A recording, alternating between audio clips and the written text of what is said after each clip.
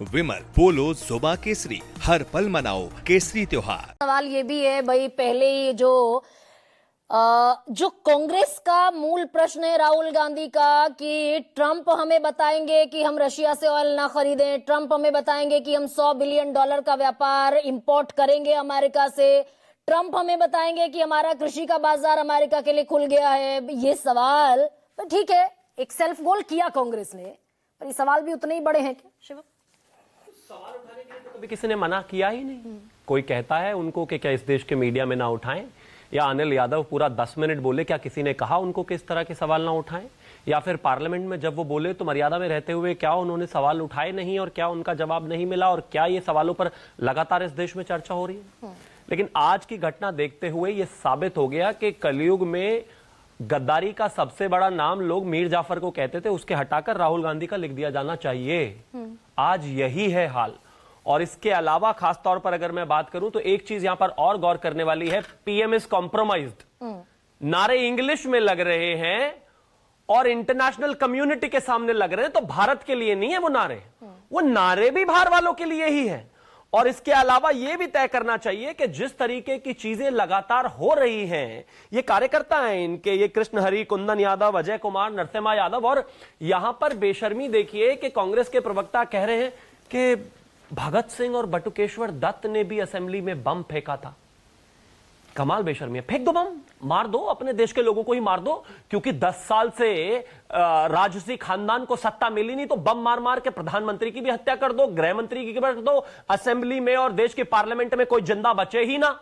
आप ही रहो और आप ही सरकार चलाओ और आप ही देश चलाओ और देश को बेचो और देश को सारी दुनिया में अपमानित करो, उसके साथ गद्दारी करो, जो कर सकते हो करो, क्योंकि हुक और क्रुक कैसे भी बस सत्ता चाहिए, क्योंकि जनता ने तो रिजेक्ट कर दिया, 21 राज्यों में से भगा दिया, केंद्र में 11 साल से भगा दिया, तो बस बम फेंकना ही रह गया। अगर बम फेंकना चाहते हो चाहो, इस देश में सवाल उठाना, किसी को भी उठाना, कहीं पर भी उठाना, कैसे भी उठाना, उसकी आजादी है। इस देश का मीडिया है, इस देश का पार्लियामेंट है, इस देश का सोशल मीडिया है, कोई किसी को नहीं रोक सकता।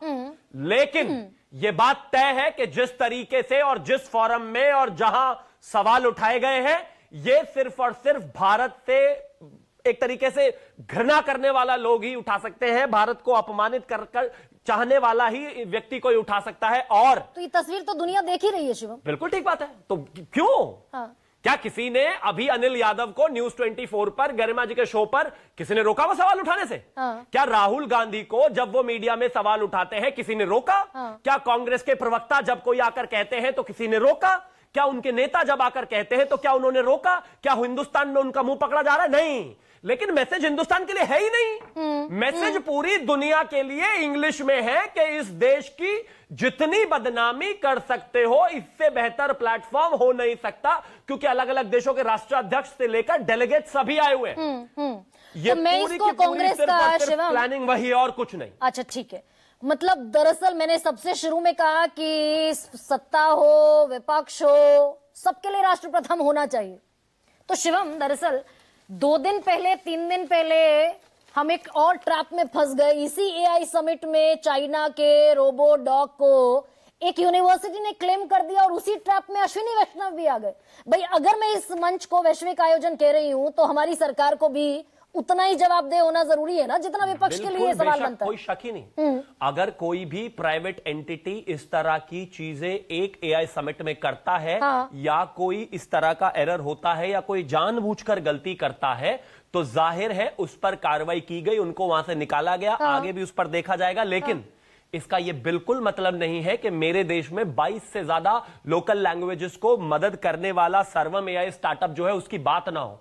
इस देश ने 156 एआई डेटा सेंटर्स बना लिए, उसकी बात ना हो। इस देश को लेकर सुंदर पिचाई क्या कह रहे हैं और वो दुनिया के सामने खड़े होकर कह रहे हैं, उसकी बात ना हो। मैं मानता हूं कि कहीं ना कहीं ये चीजें हुई हैं, और अब तो कमाल की बात ये हो गई, इसको भी एक इन्वेस्टिगेशन की जरूरत हो गई है। ये भी दरअसल भारत के लिए एक बहुत असहज कर देने वाला, भारत को एक स्थिति बन गई कि भाई हमारे देश की एक यूनिवर्सिटी झूठा क्लेम करती दिखाई दी उस वैश्विक मंच पर जिसे हम अपनी गरिमा का मंच बता रहे हैं। वहां झूठा क्लेम कर दिया कि चाइना का रोबो डॉग हमने डेवलप कर लिया, और उसकी दरअसल जो स्क्रूटनी होनी चाहिए थी मंत्रालय के स्तर पर, अश्विनी वैष्णव के स्तर पर, वो खुद उस ट्रैप में इन्वॉल्व हो गए। गरिमा सिंह जी रोज शाम को 7 बजे शो करती है न्यूज 24 पर। जरूर संभव है कि कोई भी शब्द इधर उधर हो सकता है गलती से, स्वाभाविक है, उसकी अपने रेपरकशंस हैं, अपनी पेनल्टीज हैं और अपनी माफी है। एग्जैक्टली लेकिन अगर जानबूझकर वो कोई गलत शब्द इस्तेमाल करती चली जाती है और करती ही चली जाती है देश के खिलाफ, और उसका समर्थन पूरा यूनिट अगर करता है, वो इंटेंशनली जानबूझकर, क्या कोई कॉम्प्रोमाइज नहीं है इसमें, तो दोनों सिचुएशन ही बिल्कुल पूरे तरीके से अलग है। ठीक, मैंने शिवम त्यागी आपकी बात स्वीकार कर ली। तो ट्रंप जो है वो लगभग 72 दफा कह चुके हैं कि हमने रुकवा दिया भारत और पाकिस्तान का युद्ध, और ट्रंप दरअसल हमें ये बताते दिखाई दे रहे हैं। मैं उन सवालों पर अब आ जाती हूं भाई, जिसको लेकर हम कांग्रेस को कह रहे हैं सेल्फ गोल कर दिया कांग्रेस ने। ट्रंप बताएंगे हमको कि हम रशिया से तेल खरीदें ना खरीदें, अगर हमने खरीदना चालू कर दिया तो वो हम पर 25% से भी ज्यादा दुगना, उससे भी ज्यादा टैरिफ जड़ देंगे। सवाल इस देश में इस विषय को लेकर पूरे देश में अप्रोक्सीमेटली 1 महीने से लगातार चल रहे हैं। हाँ। जब इस देश पर टैरिफ नहीं था तब भी सवाल थे, जब वो 50% हुआ तब भी सवाल थे। भारतीय जनता पार्टी के सभी प्रवक्ताओं ने आकर हमेशा जवाब दिया और हम आज भी जवाब देते हैं। अब तो दरअसल ये विषय प्लेटफॉर्म का है, मैं फिर से कह रहा हूं। हाँ, ठीक है। कोई हमें नहीं बताएगा आके। एक दिन खड़े होकर डोनाल्ड ट्रंप ने कहा था, I don't know what the hell has happened to Vladimir Putin, what's wrong with him, whatever he is doing is absolutely wrong, he is killing people in Ukraine and I am not gonna accept it. क्या कोई जवाब आया? नहीं आया।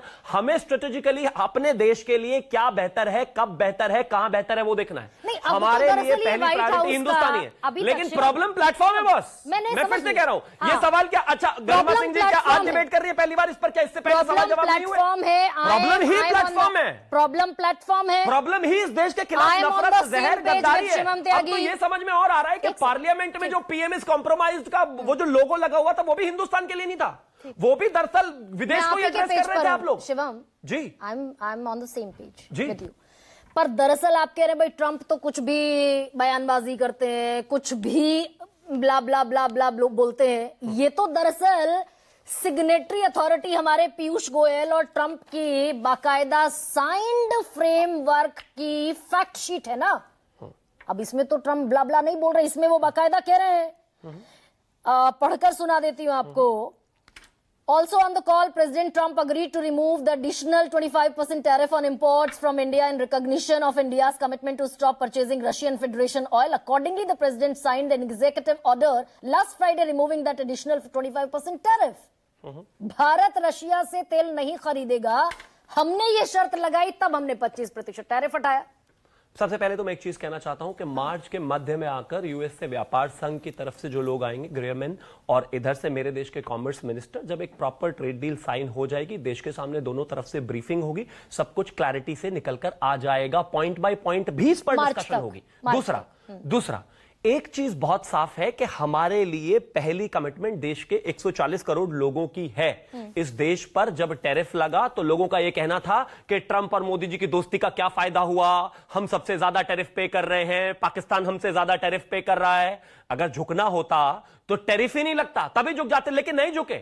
अगर झुकने की बात होती तो जाहिर है जब लगातार इस तरह की बातें करी गई तभी यह हो जाता। टैरिफ लगा क्यों था और क्या कारण थे उसके? सिर्फ इतना ही कि जो रशियन ऑयल की बात थी वो ऐसे ही रही, नहीं हटा भी तो इसी शर्त पर है ना। नहीं, मैं कहता हूं आने दीजिए। मैंने कहा ना, हमारा कमिटमेंट इस देश के 140 करोड़ लोगों के लिए है। हम उससे कोई कॉम्प्रोमाइज नहीं करेंगे, और पहले लगा भी था इसीलिए। और अब अगर आने वाले समय में ट्रेड डील होगी तो वो भी फायदे की होगी, परंतु फायदे की होगी। अच्छा, परंतु फायदे की तो होगी। सवाल का जवाब दीजिए ना। बिल्कुल पूछिए ना। आप कह रहे हैं हमने किसी के साथ, किसी के हितों के साथ समझौता नहीं किया, खासतौर से देश के किसान के साथ समझौता नहीं किया, उसके हित के साथ। ये फ्रेमवर्क तो बाकायदा पीयूष गोयल और डोनाल्ड ट्रंप की सहमति से, उनकी रजामंदी से सिग्नेचर हुआ है ना। इसका पहला ही पॉइंट कह रहा है कि भाई हम दरअसल ये डीडीजीज भी मंगाएंगे, रेड सोरगम मंगाएंगे, ट्री नट मंगाएंगे, फ्रेश प्रोसेस्ड फूड मंगाएंगे, फ्रूट, सोयाबीन ऑयल मंगाएंगे और एडिशनल प्रोडक्ट मंगाएंगे। फ्रेमवर्क में ही इतना झोल है। मेरे देश के कॉमर्स मिनिस्टर ने कहा था और लगातार इस बात को रिपीट करते हुए मेरे देश के कृषि मंत्री ने भी कहा कि भारत के किसानों के हितों से कहीं पर भी 1% कॉम्प्रोमाइज नहीं होगा। We are passing the guns बहुत ज्यादा जल्दी। हमारा ऐसा मानना है, सरकार का ऐसा कहना है कि एक बार ट्रेड डील जब साइन होगी, एक एक चीज पर पॉइंट बाय पॉइंट हम जाकर जवाब देंगे और जवाब देते भी आए हैं। लेकिन विषय जो यहां पर सबसे बड़ी परेशानी का उभर कर आ रहा है वो ये कि सवाल पूछने वाले क्या वाकई ही भारत के लिए और भारत के समर्थन में सवाल पूछ रहे हैं या भारत की सरकार से ही? वो नहीं पूछ रहे भाई। अच्छा, उनको वो किसी ने आज तक रोका नहीं। मैं बताता रहा हूं, वो दरअसल एआई समिट में जाकर भारत को अपमानित करके दुनिया के सामने दिखाना चाहते हैं। अनिल झा, विपक्ष सवाल का का दरअसल इंटेंट ही प्रॉब्लमेटिक है। ठीक है, ओके अनिल झा।